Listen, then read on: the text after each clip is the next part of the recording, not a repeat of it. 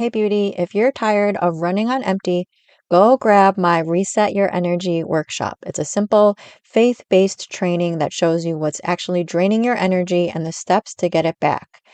You can go to herholistichealing.com/workshop to get instant access. Let's get into the show. For Thanksgiving last week, I made delicious pumpkin pie for the first time. Actually, I think I've made pumpkin pie before as a kid, but I wanted to try a paleo pumpkin pie recipe that I haven't tried before, and it was so good. It was very tasty. It was delicious. I've said on the show before that I'm not a huge paleo person, but I like looking for paleo recipes because a lot of the ingredients in the recipes are very natural foods that are eaten the way that God intended them to be eaten. So I wanted to share some of the health benefits of the ingredients that were used. I wanted to compare it to a regular pumpkin pie recipe so that you can see the difference. If you're not into baking or recipes, I still think that you should stick around because the reason why I do these episodes is to show you that the ingredients that God created, that He put on this earth, they're really good for us. And if we just made a few tweaks, we could still enjoy foods that we love and help our health at the same time. So let's first dive into what a quote regular pumpkin pie recipe would have in it. One recipe that I found called for cornstarch. Cornstarch is a great thickener for baking and for doing stir fries and stuff. But the problem with cornstarch is the corn. A lot of the corn in the United States has GMOs. This recipe that I found also contains milk and heavy cream. I absolutely love dairy, but a lot of people have issues with dairy. Some people get bloating and other symptoms from dairy. That's why when I consume dairy, I like to consume raw dairy, raw cheeses. If you haven't been exposed to raw dairy, you can go to episodes 20 and 21, where I speak to a friend of mine who used to be a farmer. She talks about the differences between raw dairy and conventional dairy.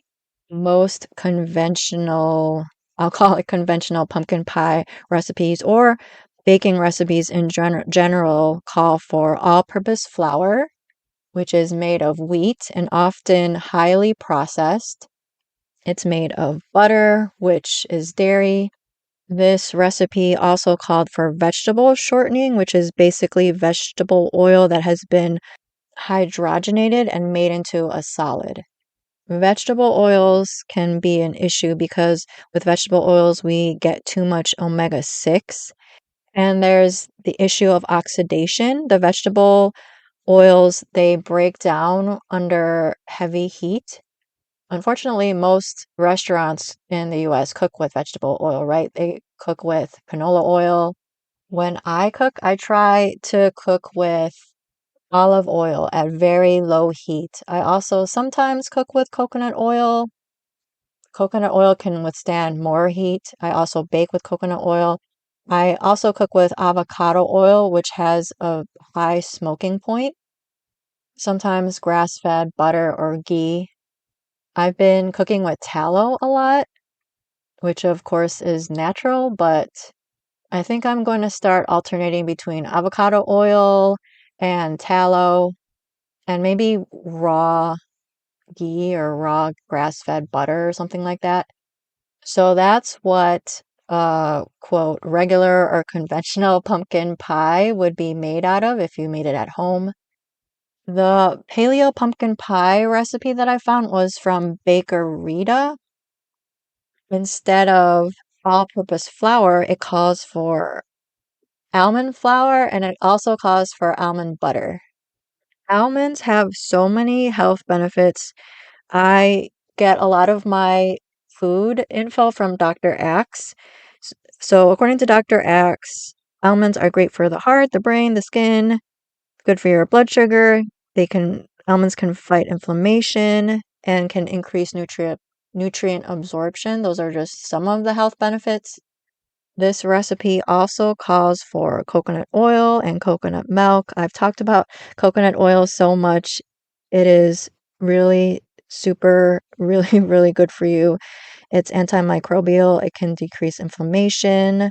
It has antioxidants, which can help with healthy aging. Once again, those are just some of the health benefits. The list is very long when it comes to coconut oil. Pumpkin actually contains vitamins A, C, and K, and it contains a good amount of fiber. This paleo recipe calls for maple syrup instead of brown sugar. Maple syrup is full of antioxidants. It can help with inflammation. It has zinc and manganese. So, with this paleo pumpkin pie recipe, I basically swapped out the dairy with coconut oil, and I swapped out the all-purpose flour with almond flour. Instead of brown sugar, I substituted coconut sugar and maple syrup. Both recipes have pumpkin, which is good for you. I think both of these recipes have these really good spices too. So these recipes have nutmeg, which is great for your gut. It's great to calm your nerves. Cinnamon is another one of those superfoods with so many health benefits. It's loaded with antioxidants, can help with inflammation. It's good for your heart. It can help stabilize your blood sugar. It can supposedly help preserve your brain function. Ginger is good for so many things. It's great for nausea, morning sickness, fungal infections, menstrual pain, blood sugar, can help prevent obesity. One of my friend, she eats a lot of ginger every day. I forgot for what. I think it's for her menstrual pain or something like that. Fun fact, when I was younger and I used to get airsick, my grandma would take these plastic water bottles and put ginger in them, and then I would drink them to settle my stomach on the airplane. I don't think it helped just because I really hated airplanes as a kid, but ginger is wonderful at just calming your stomach. And it's wonderful for so many things. I feel like the list is too long to talk about. These pumpkin pie recipes also have allspice. Allspice is also a germ killer. It's great for your gut. It's good for menopausal symptoms. And lastly, cardamom is good for, I guess, bad breath. It can help prevent cavities. It can possibly reverse cavities. It's great for your gut. It's good for people who have diabetes. So what's great about this paleo pumpkin recipe, and if you don't want to do paleo, even if you make yourself a pumpkin pie, your body will be getting all these great spices. Just in general, I feel like the regular American diet, we don't cook with a lot of spices.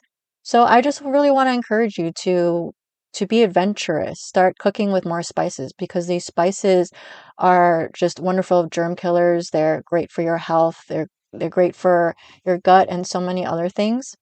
So that's just something to experiment with.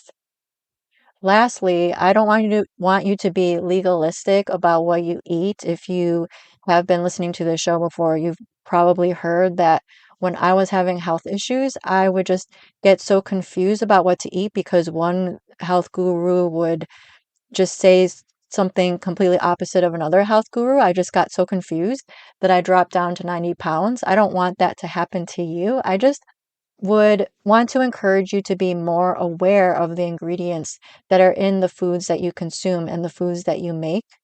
But more than anything, I want to point you to the creator of these wonderful spices and foods because the foods that God created, if we eat plants the way they were supposed to be grown, if we eat animals the way they were supposed to be raised, food is just basically medicine for us. And because God loves us so much, He made these foods to be very tasty and delicious.